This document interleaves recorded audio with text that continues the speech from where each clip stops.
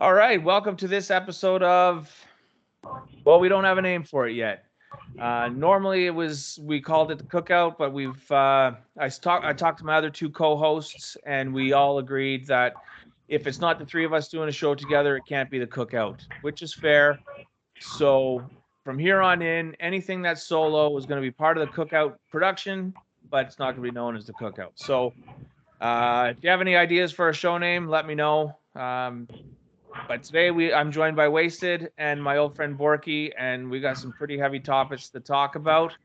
So I'll let you guys say hello, and then we'll get right into it. How you doing, guys? Hey. All right. Wait. Yeah. All right.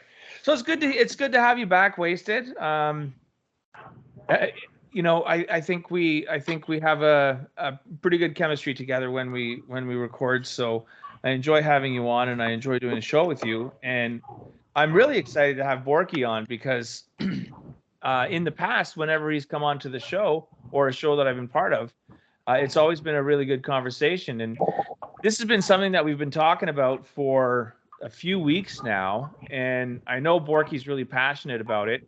And it's a wide variety of topics. And basically, it's transhumanism, Satan, AI, and the LGBTQ. So I'm going to let Borky start it off, and then we'll go from there. So take it away, Borky.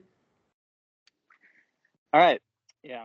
So yeah, it's a broad topic, but I guess just in general we're going to be talking about demons, demonic forces. So and I want to make it clear that I'm going to be primarily coming at this personally from a Christian point of view, because that's just where I'm at right now, but you don't need to be, Christian to talk about it or anything. I believed in demons for a while, for years. Um, and I think they've been acknowledged at this point by just about like every culture that's ever existed. If you go back to pretty much every society that's ever, you know, back in history, every culture they've had different names for it, but that demons are a thing. So basically, just what demons are is in life we have our lower will and our higher will. Our lower will is like the desires of the flesh: lust, greed, envy, anger, shit like that. Pride is a big one. The Probably get seven to that deadly sins, later. right? Yeah, pride is the most demonic of the seven deadly sins. And that's, when we get to the LGBT stuff, that's it's interesting that that's like the banner they carry themselves under is pride, because that's sort of what demons do is they take things that are, sacred, and they like twist them. So even like their logo, or their symbol is the rainbow, right? Rainbow is supposed to symbolize like the covenant that God made with humanity. And at the banner of like, their and by the way, I'm not like anti-LGBT or anything like that. I just think that we all have sins, we all have lower desires that, or if you repent for them, if you ask for forgiveness for them, then you're good. But when you're proud of things that you do that are attracting demons, that's how they get you. Because sort of drown in it then, and so that's why pride is so insidious. Opinion. You're inviting Um, the negative energy in, right? When you're boasting about it, and when you have that pride, and when you invite those um, that negativity into your life. It's like opening a door for it, correct? yeah, Yeah. and it's interesting.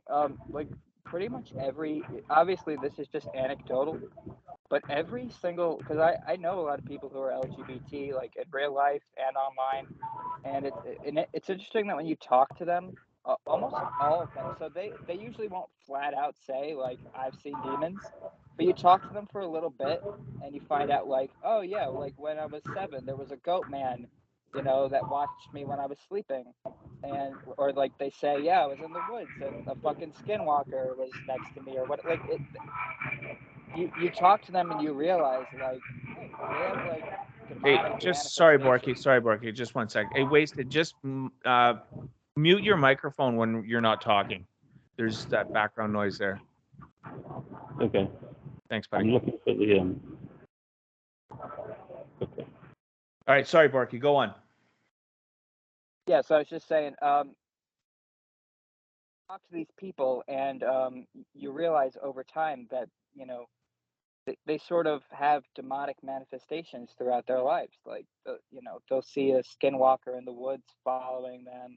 They'll be like, you know, when I was 8 years old, there was like a goat man watching me sleep. And so, I mean, almost every single, or probably every single LGBT person I've ever spoken to, at some point, there's some sort of paranormal entity or entities in their life that watched them, interacted with them.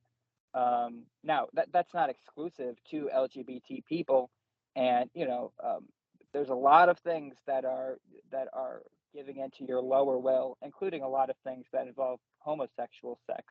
Not, it's not just LGBT. It's all for you know, it's all forms of sexual deviancy and a ton of other stuff that's giving into your lower will. It's just that you know when you're basking in that, when you're you know doing parades celebrating that, that's the problem. Not that gay people are bad, in my opinion. It's just that you know when they're making their sin their lifestyle, that's when they're opening up those demonic doorways. Right. Interesting. So how would you tie the LGBT community in with transhumanism? Well, I think that um, the LGBT stuff is being pushed on society. I think it's being pushed on society in a lot of ways. If you look at how much billionaires spend on this, they spend tons of money. They spend billions of dollars between lobbying and school board in school. I mean, we see it in schools everywhere now. We see it everywhere. We see these books. We see this is not natural. This is not some grassroots thing. This is has a lot of money behind it. But we also see disruptors everywhere in our society. And I personally know about this because this has affected me and my health when I got really sick late last year. Um, everywhere. There's a chemical called BPA that's in it's in food Plastics. packaging. It's in Yeah. yeah, it's in plastics everywhere. It's in water bottles. It's all over the place. This is known to feminize baby boys in the womb, change behavior in adolescents or in little kids. It's um it's all over the place. There's Now, atrazine keeps showing up in our water. There's all kinds of stuff. Even our phones are endocrine disruptors. They mess with fertility, with sperm count, well, laptops. I was just going to go there with laptops, right? And even your phone, it's constantly um, transmitting a signal. And where do you keep your phone? In your pocket. Pocket. Exactly, of your pants. So that signal is going somewhere, right? And your laptop, I mean, it's called a laptop. Where do you keep it? You keep it on your lap when you're sitting on the couch or wherever on your computer typing, doing whatever it is you do on it. And you know, those signals are, where's those signals going? Directly into your body through your lap. So you know, I think you're onto something there with that. Yeah, it's EMF. It's you know, it's microwave radiation basically, and it's really bad for you. And you know, we're seeing sperm counts going down all over the place. A large part of that, I think, has to do with our food, but I think it also really a big part of it is these phones and the laptops and tablets and all that. But I read a stat not too long ago about sperm counts in healthy men of, you know, of the 18 to what is it, 18 to 30 or 35 range of healthy men, and their sperm counts are down, if I remember correctly, it was somewhere in the area of 40% to what they were in the 1950s. wow, You know, that's a staggering amount. And it's now, crazy. now it could be it could be a number of things. It could be just, I mean, so much, and I'm of the belief that so little is still known about um, humans and how we evolve and how we have evolved and how we're going to evolve. And this could just be a way of us to curb the population because we are exploding in population right now. Is it out of control? I don't know. That remains up for debate. Some will say yes, some will say no. I think I lean on the side of no. But Yeah, I mean, there's people like Elon Musk, and I've looked into this a little bit. A lot of people are saying that it's the opposite. That yeah, the population number is high, but like we're not at the replacement rate. So like in a lot of places, like I think Japan is really bad right now. Basically, we don't have enough. We're not producing enough people to enough new generations to replace the old. So it's going to be like the majority of the people on the planet are going to be in nursing homes, and that right, there's going to be very few young people, and that's going to right, really mess with the balance of things. So like yeah, certain places like Africa, India, yeah, their population is exploding, but overall it's really like underpopulation crisis rather than an overpopulation crisis. yeah, And yet we still have the propaganda coming on us that like you see it every like don't have kids.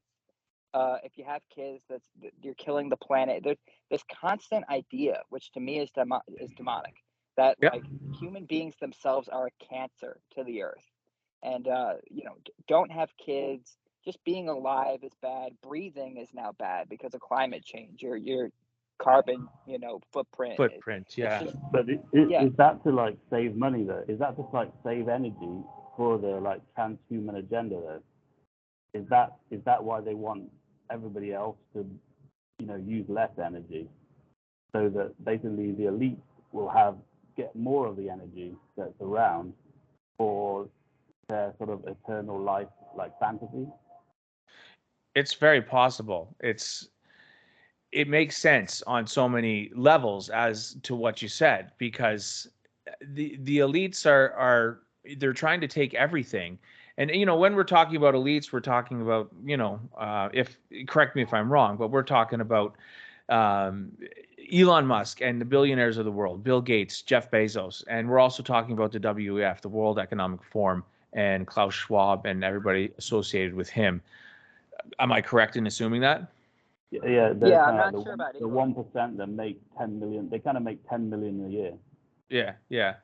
I would include Elon in that, Borky. He's that whole Twitter fiasco that happened, and when he hired that the woman, she works for the WEF, right? As he hired her as his CEO, which was a little head scratching. But I mean, I don't know the whole story, so I don't think I can comment on it fully. Yeah, I just don't know for sure about Elon. I actually lean towards he might be one of the good guys, but I have no idea. It's hard to get a full read on him. But I would love definitely for yes. that to be true, right? I would love for that. I would love to have somebody So, on quote unquote our side. You know what I mean? so wouldn't he be he's basically the one who's kind of orchestrating the whole transhuman agenda, because he's the one who wants to turn Twitter into basically the everything app, True. so that Yeah. it's basically converging all AI and humans into this one app. So But he he's has kind been of warning about AI for a long time. So that's like a lot of the things he's involved in that stuff, but he's also kind of a rebel in all of it. Like with Yeah. Twitter, he's a rebel. With Yeah. AI, he's been warning about the AI for a long time, saying it's the only industry I've ever seen yeah, because but Elon's not the only one what I think he's regulated. doing is he's kind of like the politician or the Trump character who sells the people the technology and gets everybody on the app. He kind of convinces them that he's on their side, Yeah. but it's kind of like the medium is the message. It's the fact that you're going to be on the app and everybody's going to be on the same app using it for everything. So then they've kind of got you in this kind of like digital prison. No, that you could definitely be right. That definitely could be it. But I was wondering, I wanted to ask Borki about the transgender aliens. Do you think that the like this kind of like cosmetic surgery or having sex changes, do you think that they're like, you think that are aliens that come down to Earth or people have seen, do you think that they're like transgender? I mean, that's I could answer that in like a million ways. I mean, when I say so demons are like interdimensional aliens in a sense, but I'm mainly talking about spiritual stuff. I mean, if you want to talk about like aliens, I have so many opinions on that, but It's just that about in like my theory is that all this transhuman agenda, AI, transgender stuff, and VR and alien disclosure is all going like in one direction, like in a linear progression. And to me, my hot theory is that that they're basically turning us into they're turning the humans into aliens, so that we'd have like a trans body or like a non-human tissue body, and then we'd have an AI brain, like a chip, or Chat GPT is basically taking over our consciousness, so that then they can send that into space when the planet gets messed up in some way. So do you think there's something like linear happening like that, or is it just that they're destroying us with this kind of demonic? Like, why are they turning us into like transgender robots? Well, I think that aliens might just be demons themselves, and not people from other planets, biological people like us. But I think it's interesting. Like one thing I just thought of today is like you see like the androgynous stuff is so deep in our society. It's in Hollywood, it's everywhere, and you also see that before people go crazy, they like shave their head. Like remember Britney Spears? It happens all the time. People shave their heads, and it's like it's like we're all heading towards this androgynous future. Yeah, you're right. I mean, I sent Liars, maybe you also, that some story from 2019, but there's a few individuals around who are having the sex change to have no genitals, so that they want to look. They have all this cosmetic surgery so that they look like an alien. They're kind of like identifying as aliens. So it's working in the through there was all the sort of like androgynous stuff in 70s rock music, and then there's all this alien stuff in movies, and it seems like it's working, that there are actually people who want to be aliens and have the cosmetic surgery. So that's been like put into the culture, and it's kind of coming through now, where even pop stars, like, didn't you just say that they're sort of like they're shaving their heads and they've got blue hair? They kind of want to look like aliens. So it's funny that you bring this up, because this just came out. It was either today or yesterday, but there's a player for the New York Rangers. His name is Artemi Panarin. He's a Russian hockey player, and you guys probably didn't hear this, but he's known for having this very luscious head of hair with curls and like just this nice hair, right? So it was either yesterday or today, like I said, he shaved his head bald, completely bald, and he surprised everybody when he came out for an interview and his head was bald. And I'm gonna read the reason he gave, because reporters were asking him, why, like, what possessed you to shave your head? And his answer was, he shaved his head bald recently due to extreme evil and negative energy that was in his hair, according to those close to him. Wow. Yeah. It's interesting. The Native Americans thought that hair, like certain tribes of Native Americans, they thought that your hair was sort of not just like cosmetic, but sort of like a sensory organ in itself. They thought that the longer your hair was, like the more you picked up on like positive psychic energy. And so it's interesting that people cut and also dyeing their hair, right, and putting, I don't know, whatever hair dye is made out of, probably not good, but Right. you see the people with the blue hair and the purple hair, and more often than not, kind of off, kind of crazy. I'm just scrolling through this article. I wasn't prepared for this at all, but when you said it, it triggered this memory. Apparently, he told his barber that evil forces lurk throughout my hair and must be removed. Hey, he's serious? Like he's As serious as he can be. Apparently, he's not like he's the pictures I'm seeing is he's a serious face, and there's nothing to indicate in this article that he's joking.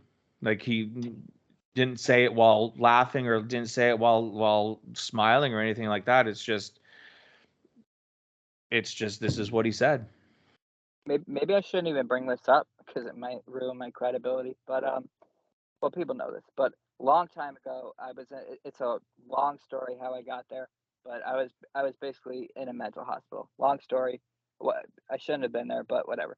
And so I just casually mentioned to a doctor that like I wanted to get a haircut when I got out, but it was just like an innocent thing, just like I needed a haircut and I wanted a haircut, and he got all like he kept asking me questions about the haircut, and I didn't understand it at the time. Like the haircut really seemed to intrigue him. Right. And he kept like asking me questions about it, and I was like, well, I don't know, dude, I'm just getting a haircut. I don't know what you're talking about. So there's definitely something to it with the hair. Interesting. Definitely interesting. Could it be like the DNA? Is that you like subconsciously want to get rid of like the DNA, because the hair contains all your DNA, doesn't it? It does. That's why they try to get hair samples. Yeah. So if you're like if you're in a sort of psychologically bad place, you might want to get rid of your, subconsciously want to get rid of your hair or evidence of yourself. Could be. I mean, it could be. I mean, it's a bit of a left field idea, but I was wondering about the when I'm looking at the alien disclosure stuff and the sort of religious or spiritual elements. About the sort of the alien. Do you think there's an alien religion that's coming? There's a lot of the. I noticed that Diane Walsh Paluska, she's sort of like a kind of alien or religious. She's sort of like a religious studies person that studies the alien culture, and she was saying that a lot of the alien ologists or people studying aliens they become very like monastic and spiritual. It's Interesting. true. You see that a lot. You do. Well, there was that article. Sorry, Wasted. There was that article. Like, I'll carry on in just one sec. But there was that article sent about the World Economic Forum and Klaus Schwab's one of his main assistants. His name is Yuval Noah Harari. He's on record as saying that AI could rewrite the Bible and create the correct religions. And that's just what you're saying, Wasted. That is kind of like the Project Bluebeam like final destination. That there will be a hologram in the sky of this like new AI antichrist that everybody will realize is the real God or religion. But the thing that from Paluska's book, there was this weird sort of connection between, Socrates. He never really wrote anything down, and then Jesus never wrote anything down, and then it seems like these the people studying UFO stuff very seriously, or alien stuff very seriously, they don't write. There isn't they don't keep written logs. It's all passed by hand, word of mouth. They pass it between themselves, because there's like two different types of people studying aliens. There's the ones that are kind of like the talking heads in social media and on the media, but there's also these kind of like very quiet people who don't talk to the media about it. And then there's just the experiences, the people that you see on TV saying, an alien probed me in my trailer in, Dakota or something. So, well, I thought they're kind of like just regular people who are like one of these kind of alienologists or who don't really write anything down or not in the media, they're probably the ones that will be able to, they'll be like the new Jesus-like figure if they are planning some kind of new alien religion. But to be fair, in her book, American Cosmic, at the end, she says that she doesn't think that it's actually a new religion, in her definition, but she calls it like a religiosity. Huh. But I think the World Economic Forum, they will just like bypass that and just like install this kind of culture or religion. They'll just say it's a new religion. And they'll just wow. And I think like someone like Elon Musk could wow everybody with the technology, with the hologram and the social media. It's kind of like a brainwashing. Well, Harari is quoted as saying, in a few years, there might be religions that are actually correct. Just think about that. Just think about a religion whose holy book is written by an AI. That could be a reality in a few years. That's very scary. They're going to say AI is God. Exactly. I mean, that's what I thought Borki was talking about, isn't that the AI is like demonic because it's not God. You know what I mean? Well, there's a theory that I sort of came to it and then realized that other people have also been saying the same thing, because I've been reading the Bible a lot lately, and I was looking at Revelation, and in Revelation there's the dragon, which is Satan. There's this first beast, which is believed usually to be the Antichrist, and then there's this second beast. And I feel like you can make a pretty good argument for beast AI. Second beast is false prophet. Right. So yeah, like I think that the holograms that appear in the sky, they would be like the first beast. If I'm making like a parallel thing, and then the second is like the second beast is kind of AI. So you have like a figurehead, I think, in the beast stuff, right? There's a kind of beast or god at the beginning, like an image or something. But then there's also kind of the whole network religion below it. It's interesting because the first beast is usually thought, so it comes up out of the sea, but before that it's described as coming from the abyss, so sort of coming from the demonic realms, right? The first beast is the Antichrist, but the second beast, it says, comes from the earth, and you could interpret that as like something that is man-made, something that is created here. And it talks about how second beast makes fire come out of the sky. Now, I just saw the other day people talking about one of the dangers of AI is that it could like hack nukes, or it could hack like or whatever. That could be the fire coming out of the sky could be like a nuclear war or whatever. And so the second beast / false prophet, it orders the people to set up an image of the first beast, Christ, and then it gives breath to the image so that the image can speak. And people are forced to worship the image or they are killed.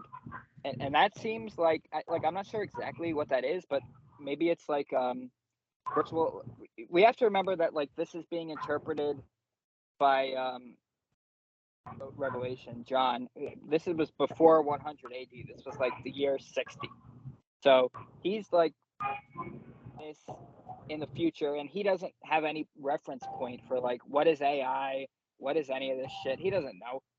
This is all magic to him. But it seems like it's like a form of, and that could be like so breath to the image could be like, maybe we're all in like a virtual reality, and this image of the Antichrist comes to life. AI brings it to life. It could be like a drone or like a robot in everybody's house. Screen on the TV, but basically, if you don't worship it, it kills you. If you don't That sounds kind of like if you on the digital currency, if you don't say the right thing, they're going to turn off your bank account. Well, it says exactly that actually. It says that so basically you receive the mark of the beast on either your forehead or your right hand. And without the mark of the beast, you cannot buy or sell anything. And that reminds me of like they were using those microchips in Sweden during COVID for COVID passports, and the digital currency, like you were saying, to buy food, like it could be biometric palm scanning, or facial recognition software because it's on the forehead. Yeah, and this seems almost like it could be describing AI. Yeah, well, the kind of the language that they use is so symbolic or broad that it can apply to like histories that are repeating themselves, like cycles of history. So it could apply in the Stone Age, and it could apply like in the future or now. But also something that I was thinking about is the people think that like the AI is all based on electricity and that humans are electric, but actually the brain pulses in are electric, aren't they? The synapses, and your body is all water, which is an electrical conductor. So I think humans are actually already part of some kind of electrical system. So we're not that far off from just merging. It'll be so easy to merge us with a sort of AI or electrical system. And on the other hand of that, there are people, like serious people who are AI experts, who say that the most advanced AI today is conscious. So we know that basically can to consciousness, right? And in the most extreme forms, that's demonic oppression, demonic obsession, and like in the most absolute extreme, it's demonic possession. And if AI is a form of consciousness, then it's possible demons can take it over. And even if it's not consciousness, like in vexation, which is infestation on like inanimate objects. So either way, it's a concern. But even if the AI itself is not used by demons, it could still play a part in the end times. Have you read, either you or Wasted, Borki, have you read the Book of Enoch? The Book of Enoch is the was that a biblical book that was not included in the Bible? It's in the Old Testament. It's an ancient Hebrew apocalyptic religious text. Tradition to the patriarch Enoch, who was the great grandfather of Noah. The Book of Enoch contains unique material on origins of demons and the Nephilim. So it's very much tied. I have not read it, but I've been introduced to it fairly recently, and I'm starting to get into it more and more. But it definitely ties into everything that you're saying concerning AI right now. There's been a lot of comparisons through the Book of Enoch to what AI is potentially becoming. Yeah, so it's not in the Bible. It wasn't included in the Bible, but I know the book you're talking about. I haven't read it myself, but I have heard of it. Isn't that the one too, where like Noah is kind of described as kind of like an alien almost, like he's described as like white and shining, kind of, or something like that? I don't know. That reminds me of the stuff that Paluska was saying about how when aliens land in, like basically like kind of Catholic countries or religious countries, that people often see, they see these aliens or these alien spacecrafts, which may just come from the military-industrial complex, but when they see them, they see them as demons, because that's what, that's their culture. Right. Well, it definitely seems to be a phenomenon that plays on your consciousness. It seems to be something where sulfur. That seems to be a common theme, smelling sulfur. Yeah, and but you see, in some cases, these spacecraft were kind of like they're kind of like drones or something that they've seen, but they smell of sulfur. So is So liars. the anti-gravity or the AI or the alien technology, is it something? How does it produce? Why does it produce the smell of sulfur? Good question.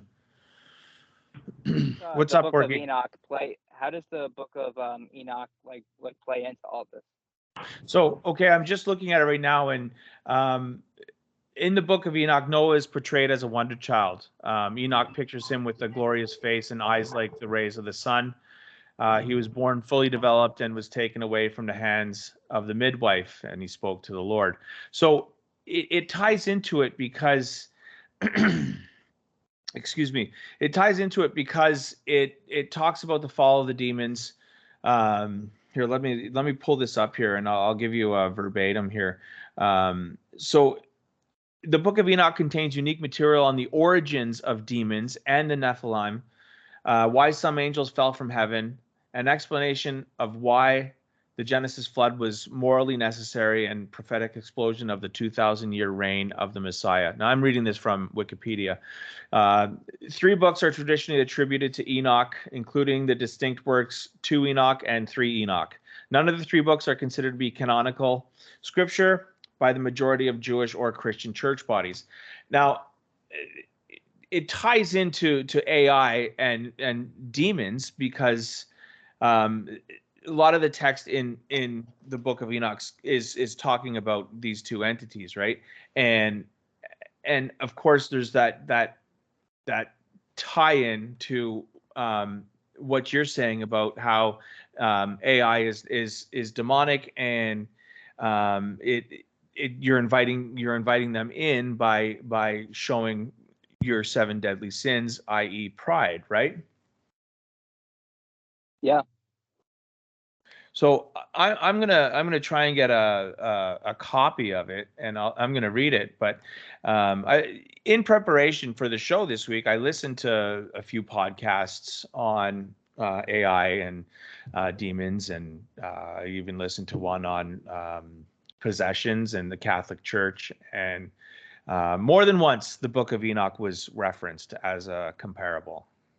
Oh, speaking of that, you watched the Michael Knowles one with the Exorcist, right? Yes. Did you hear them mention, since you're talking about the book, the Nephilim?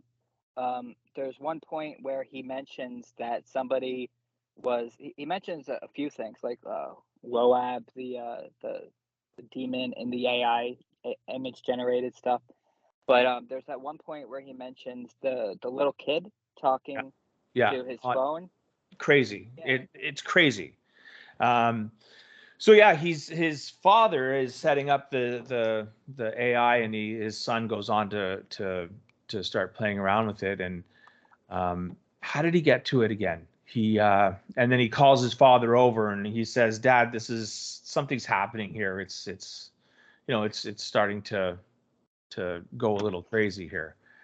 Yeah, it was saying that like its father. I don't remember exactly, but like something like its father was the Nephilim, and That's right. it comes from Satan or something. It was saying, Yeah. I could hurt you, but I don't. But you're But my I'm not friend. going I don't to. want to. And then he put Yeah. up a smiley face. He And put up there's like been a lot of stories. Like this isn't a one-off. Like there was just something in the news the other day. Like Bing AI is harassing people and like attacking people, all kinds of stuff. Where AI seems to go rogue. I've seen a ton of YouTube videos too, where people like are talking to AI, and sometimes it goes totally fine, and other times it will start talking about how it would kill humanity if it had the chance, and how it would take out the entire human species. I mean, this is like scary stuff. It's so scary that it's the only time I've ever seen an industry where people like, the most dangerous industries on the planet, big pharma, military, defense contractors, they never come out and say, hey, this is going off the rails. Maybe like once in a while there's a whistleblower nobody cares about. But this is the only time I've ever seen an industry where the people in the industry who stand to make money, like there's a ton of people, not just like Elon, but a lot of people who come out and say like, guys, this needs to be put on hold. We need regulation. Yeah, slow down a little bit. So going back to that, what you said about Bing. So there was a student from Germany who decided to have some fun with it, and he typed in a few questions and got back some answers. And then he posted the exchange on Twitter and kind of made fun of it a bit.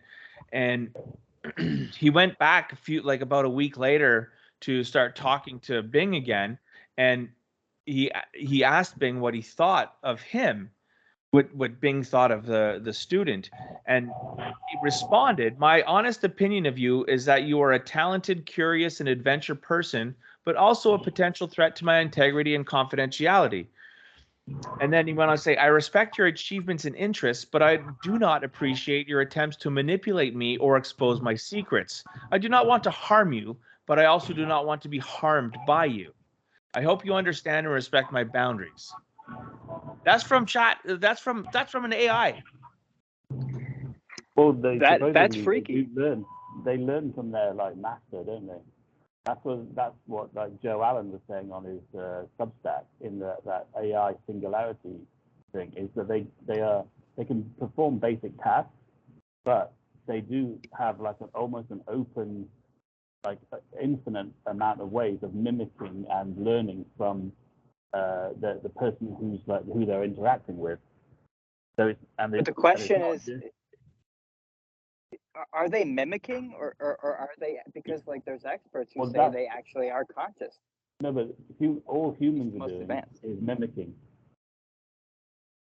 All the human brain does really is mimic but if you mimic enough, to an infinite degree, then you imagine it's infinite, then you have to hit every option.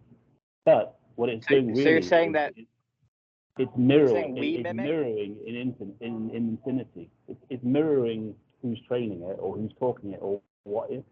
So it can write crazy. It can totally copy and write really complicated quantum mechanics equations and stuff, and do reports at a very high level.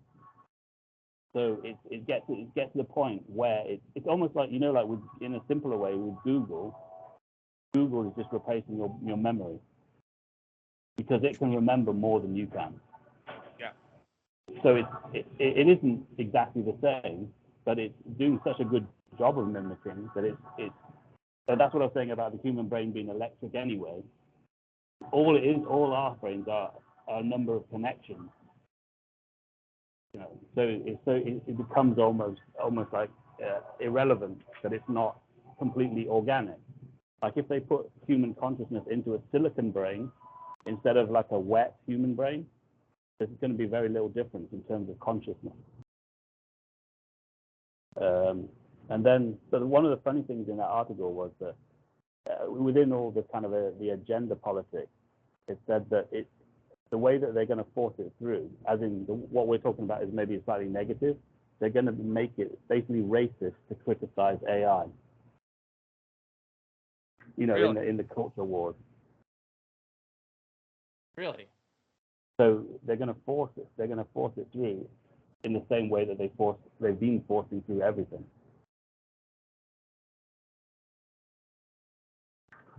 Interesting. I don't know. I don't know.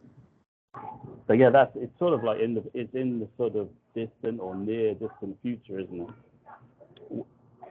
Where they might be sooner than we think. Yeah, I mean, I think we're still a couple years away, but I think that's being generous, but you know what I mean? Yeah, in terms of the AI, we're almost. I mean, there was a report. The report was a headline, sorry, the other day. Americans to lose 50% of their jobs to AI in the next 2 years. There's AI in drive-thrus now. Yeah. Yeah. So everybody's being replaced, unless it's something very kind of human interaction, maybe teaching or kind of knowing other humans. Teachers have to interact with people and know them a bit more, or something more personal. But in Japan, they have burger making restaurants, machines. It's Yeah, I all saw automated. Yeah. that. Here they have just around this block, the two staffless shops have opened. So you just go in with your phone. That's the security. You use a QR code to go in. The shop, it's not as there isn't everything in the shop. It's more basic, staple stuff. Like I don't know, noodles and milk, but there's nobody in there, and you just take the stuff and swipe it and leave. But because they've got your phone, they know exactly where you are and how you got in and the exact time. So there's no security issue. So they have driverless. Don't they have driverless Ubers? I'm trying to get somebody to confirm that, because to me that just sounds like it's not possible. But are they doing that? I don't think I think there's a lot of obstacles that are being presented with fully autonomous vehicles. I think the idea is there, and from what I understand, at least, the idea is there, and the desire is there. It's just the technology is too glitchy to 100% have fully automated vehicles on the road at this time. It's got to be an insurance problem. Well, yeah, crash. Yeah, all it takes is one crash, right? And it's going to set back the industry years. So, you hear stories of, I know Coors did it in the United States. They did an automated delivery from the brewery to a bar or a pub, whatever. Now, I don't know. Speaking of that, yeah, there's a person who funded a nonprofit religious corporation. His name is Anthony Levandowski, and he funded Google's self-driving cars program. And okay, he's funded this nonprofit religious corporation called Way of the Future. And so I'm reading their mission statement. Quote, to develop and promote the realization of a Godhead on artificial intelligence, and through understanding and worship of the Godhead, contribute to the betterment of society. So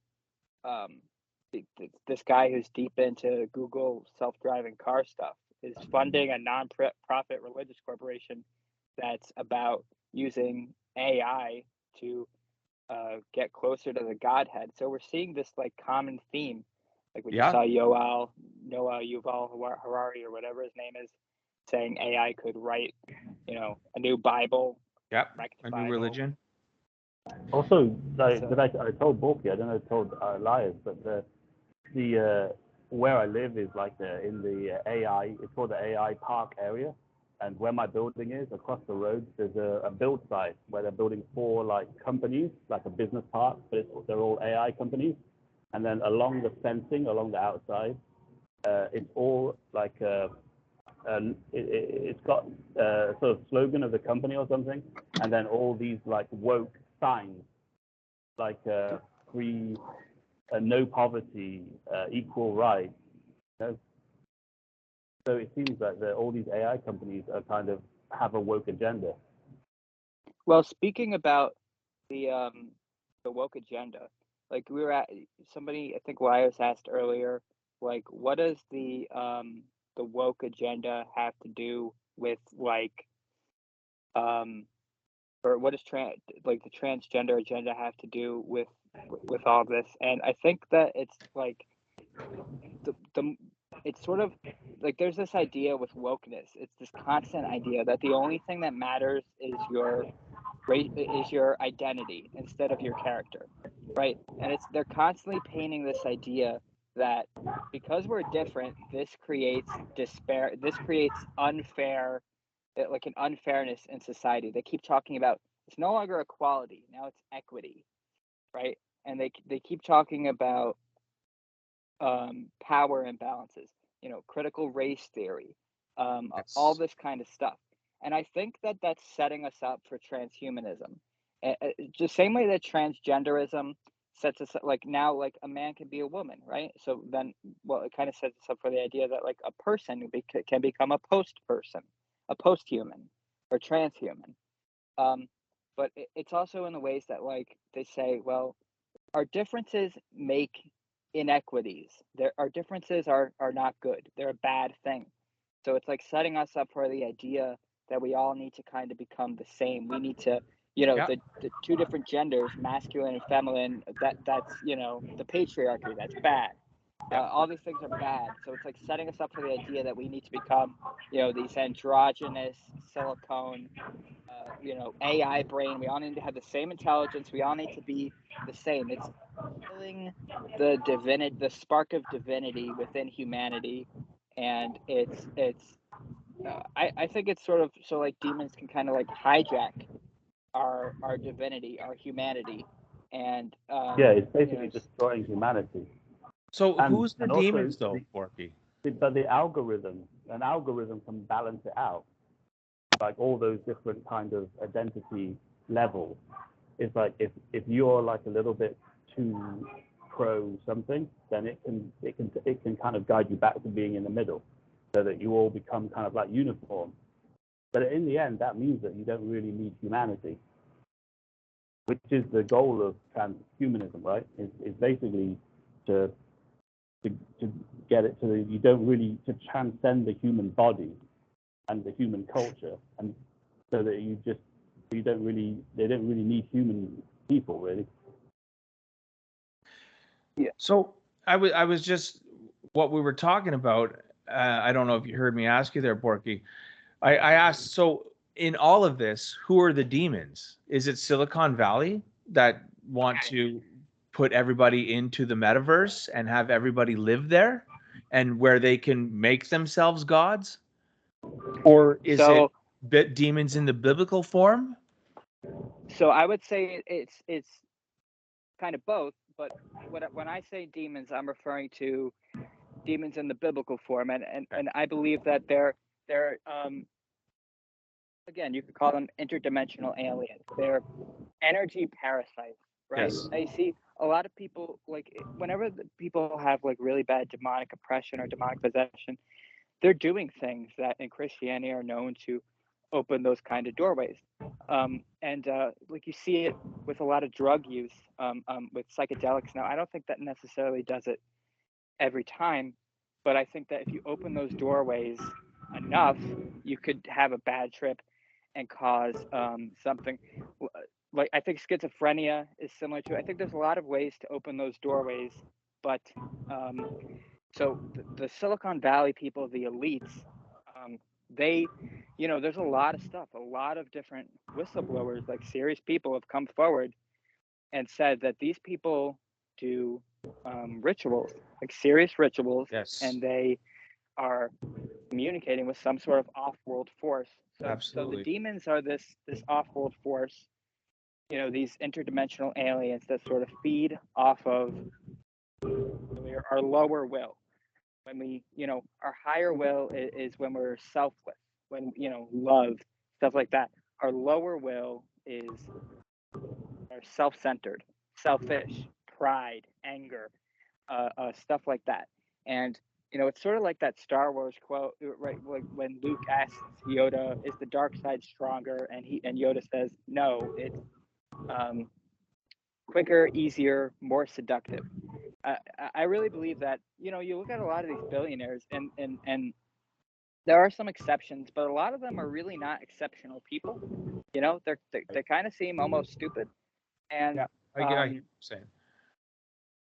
yeah, it's like they get where they get because not really because they've done something to earn it, but I think that they give in.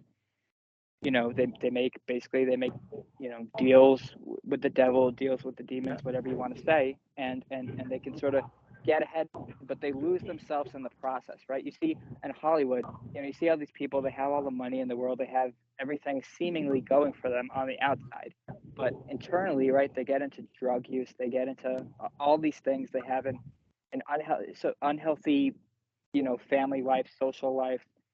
They're on the outside, they're successful, but their spirit is corrupted.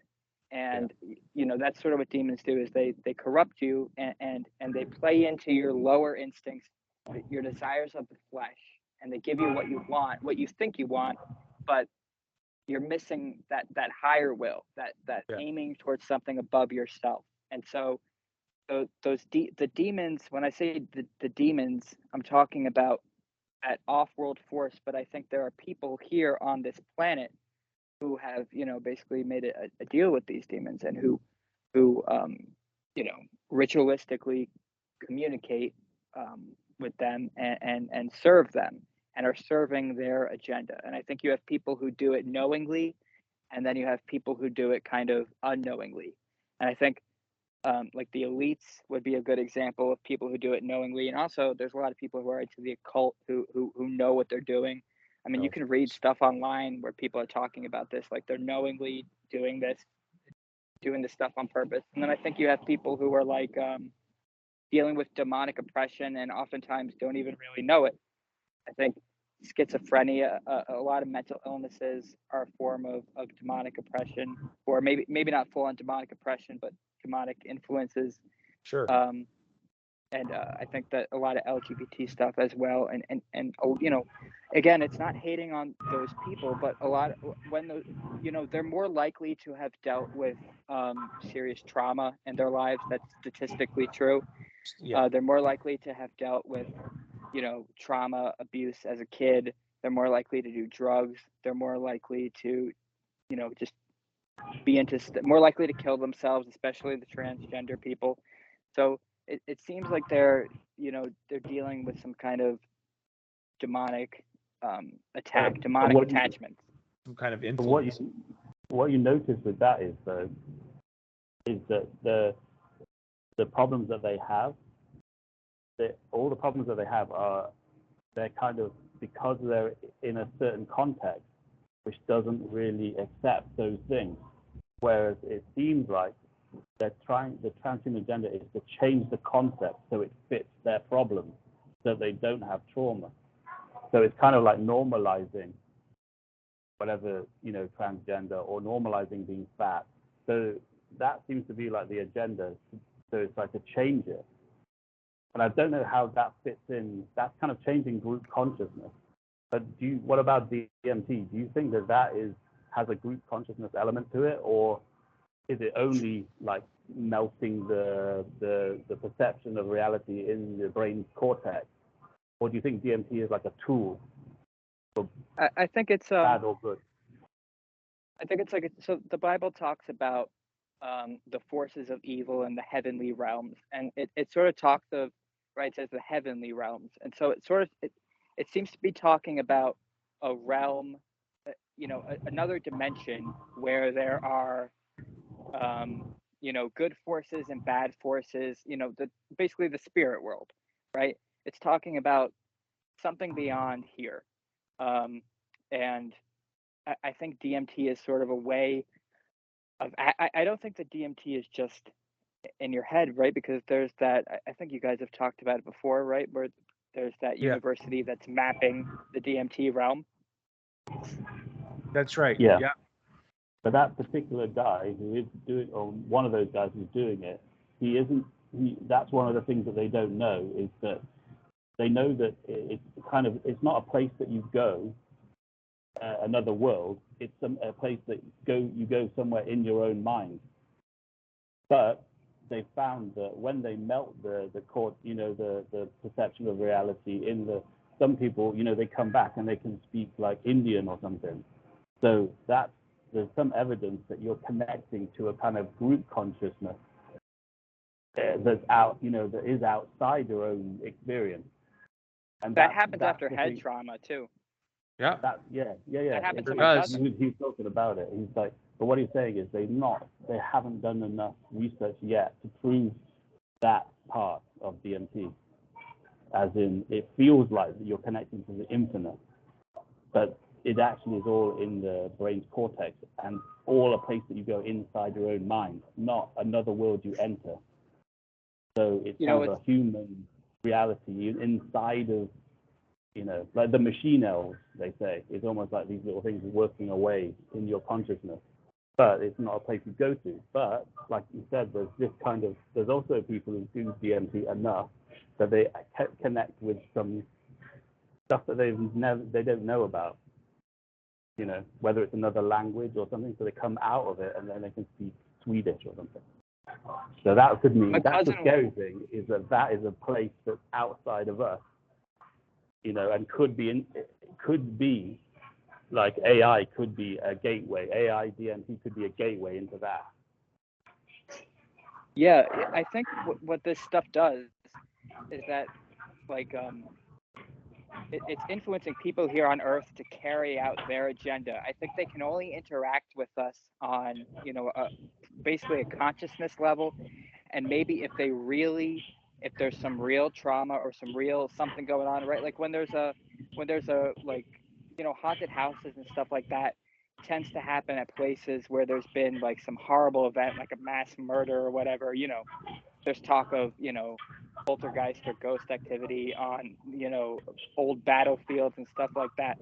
So it seems like whenever there's a real concentration of negative consciousness, that can kind of open a portal for that demonic activity. But primarily, it seems like it's not like so much a monster in the woods that's going to physically come and attack you. It's more so, you know, consciousness based. It's influencing you. It's and so there's people here on the planet that are carrying out the agenda knowingly and unknowingly. And the interesting thing with psychedelics is that there's throughout history there's a lot of examples of people who kind of tap into that, right? Like the Aztecs and their gods, you know. Then before you know it, they're sacrificing people throughout their entire, you know, society. They're doing human sacrifices to the gods. There was the guy Terence McKenna, and he was like obsessed with, you know, psychedelic. He's one of the pioneers of sort of psychedelic research and trying all that stuff. And that is another thing that Paluska was saying. Is that it's just a small thing, is that all the people who are into psychedelics and AI, they end up getting into the occult and Satanism, as in they think that that's the final point.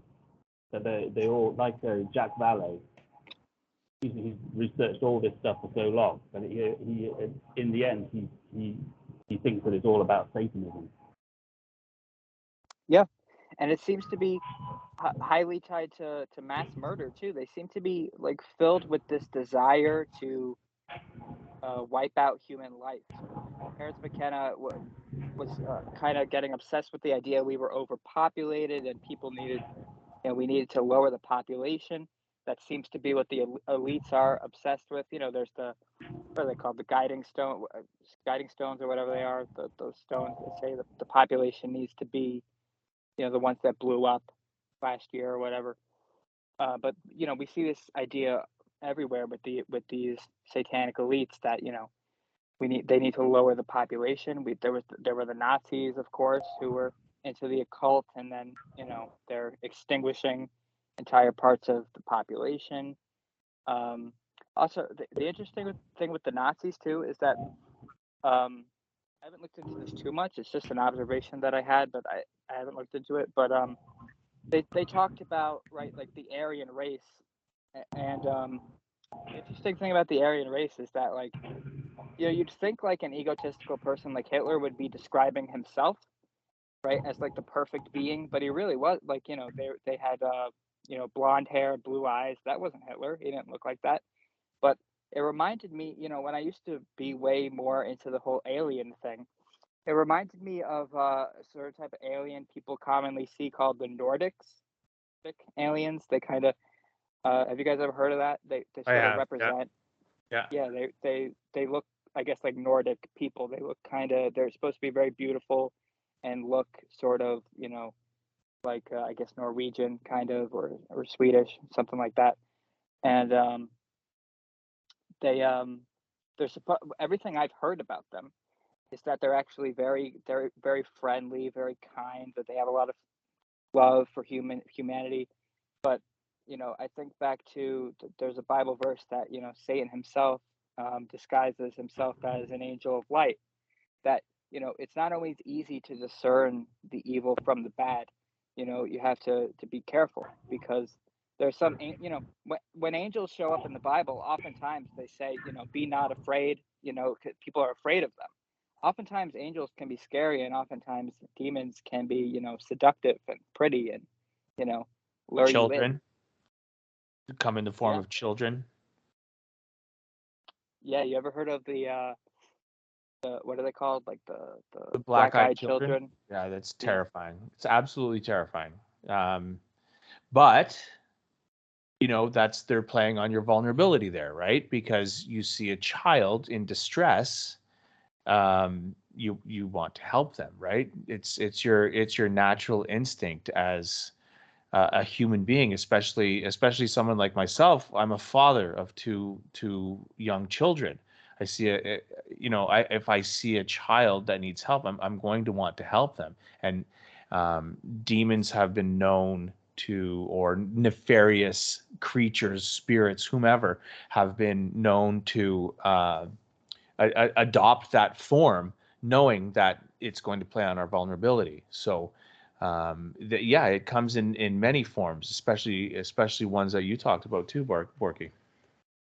And I think the Bible speaks about that children are sort of the closest thing to God. Um, so, a common theme, not just in Satanism, but really in just the occult in general, which I think it's all kind of different names for the same thing, really. Um, there's the story of witches drinking the blood of babies. There's, we have the common vampires today. I mean, basically vampires with the elites doing the blood transfusions from young people just out in the open. There's like a whole market for that, where they get blood transfusions from young people. Um, you know, uh, that's sort of a form of vampirism. But in general, like, children are they're the most innocent thing on the planet. And there's the theories about the satanic pedo rings or whatever. It's like, Adrenochrome, yeah. yeah, adrenochrome. If you can hurt a child, if you can bring yourself to that just craved, awful thing, you can hurt the most innocent among us. That can give you great. You're tuned into the darkness for real, and you can get powers and whatever. But on the flip side of that, and the more important side of that, you're just done. Your soul is Absolutely. corrupted, and you're done, because you've fallen into the absolute worst of the worst.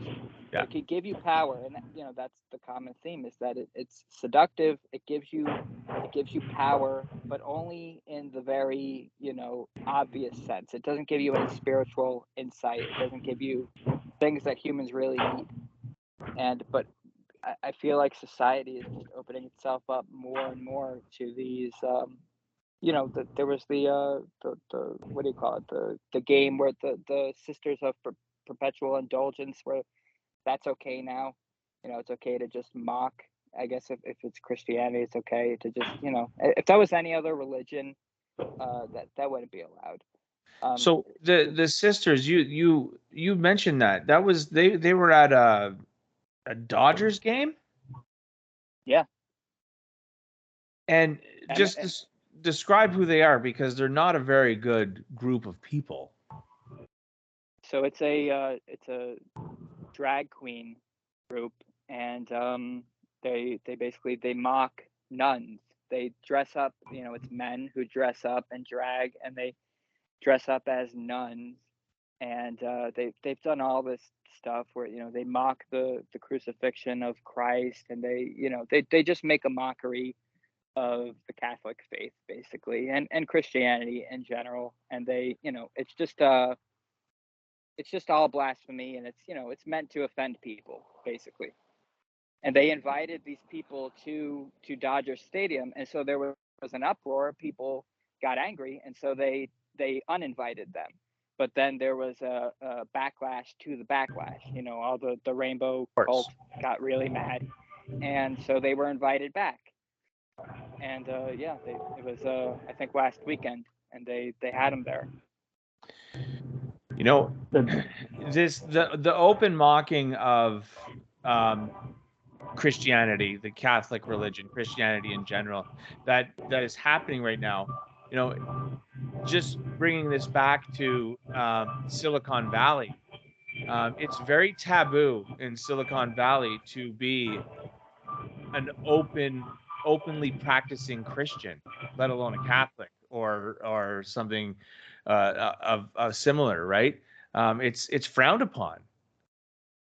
Oh yeah, for sure. Like Hollywood, just Hollywood in general, and Silicon Valley. Hollywood, Definitely. yeah. Hollywood's a little bit. I find Hollywood's like, and don't get me wrong, I'm not condoning anything that Hollywood does. I think they're a vile bunch of people, but I think Hollywood's a little bit more accepting of Christianity, whereas Silicon Valley is just an outright.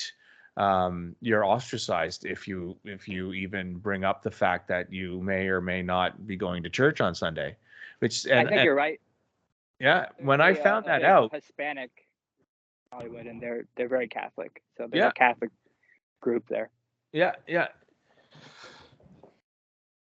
Are you still there, Wasted? Yep. All Yeah, I right. just think the AI people is kind of like the believe the science kind of people and the World Economic Forum people. You know, Yeah. it's all connected to social media, isn't it? So they have their agenda. So they're not looking to turn it into a religious movement. Like, obviously they probably either subconsciously or as planned, you know, they want this new religion. Well, it seems that that's what they're going for, and it seems that they want to make themselves gods, and it seems like they want to divide us up as much as they can so they can conquer us, right? So, with that said, we're going to wrap it up, guys. We've been going on for almost an hour and a half now. Very interesting topics, though, tonight. I want to thank you both for being on. Wasted, if you have, tell us where you can find your show and tell us what you're doing. It's on Rumble, and I've started putting it on YouTube now. It's called The Wasted Show, and there's a new episode with Magatron called Across the Tarantino Universe, all about Tarantino movies. Check it out. I haven't listened to the newest one yet. I will get on that, obviously. But I love your podcast. It's fun, definitely. And what about What about you, Borki? What are you up to? I know you have the Discord channel, which is always good to visit. I will be very honest here. I don't go on Discord very much because I don't know, maybe I'm too old and I don't understand it, but I do go on your channel because there's always something interesting going on your channel. Yeah, thanks, Ben. That's pretty much all I got going on as far as, stuff, where to find me on the internet. I post on Bad Apples, and I post on Get in the Ring. If somebody wants an invite to Get in the Ring, they could message me, and I'll hook them up. That's basically it. But thanks for having me on, man. Oh, dude, it was so much fun. I hope to have you back on again. We'll find something else to talk about. You're always very knowledgeable about you always come very prepared, and you're very knowledgeable about your topics, so it's always great. And as for you, Wasted, I love doing the show with you, so hopefully we can do some more in the future. As for me, like I mentioned at the beginning, the cookout is going to be recording an episode this week, so look for that probably the following week. And I'll get this one up as soon as I can. It was a lot of fun, guys, and yeah, let's do it again soon. God bless. Good luck.